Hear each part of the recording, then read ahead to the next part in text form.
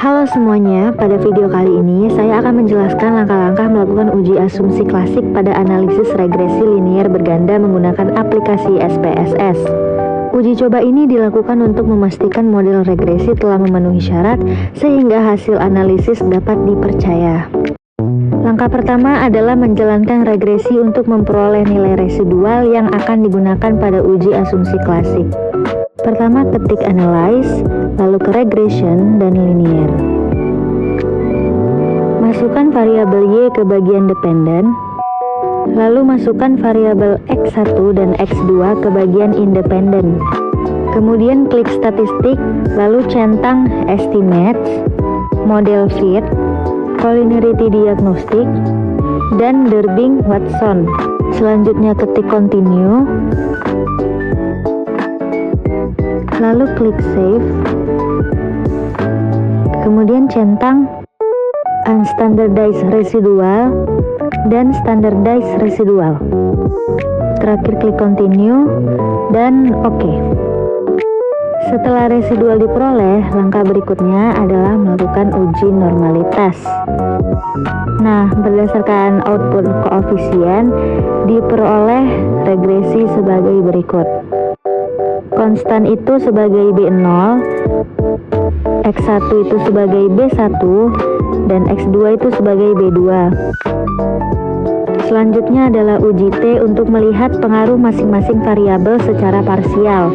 Jika nilai signifikasi kurang dari 0,05, maka variabel tersebut berpengaruh signifikan.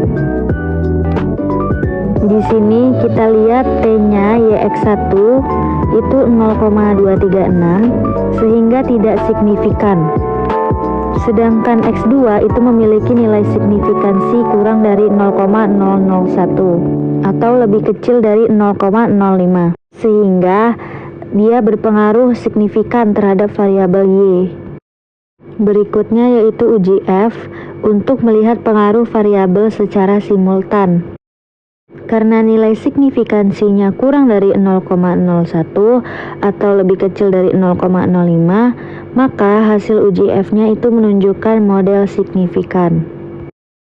Selanjutnya kita melihat nilai R-square pada tabel model summary. Semakin mendekati angka 1, maka model semakin baik.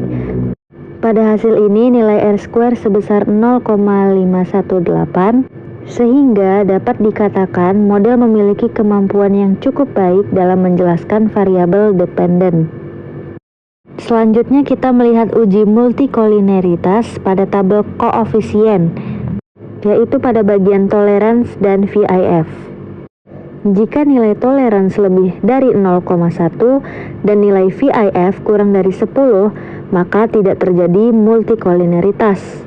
Pada hasil ini nilai toleransi itu sebesar 0,974 dan VIF itu sebesar 1,027 sehingga dapat disimpulkan tidak terjadi multikolinearitas. Selanjutnya kita melakukan uji heteroskedastisitas. Pertama kita klik graph, selanjutnya kita buka scatter.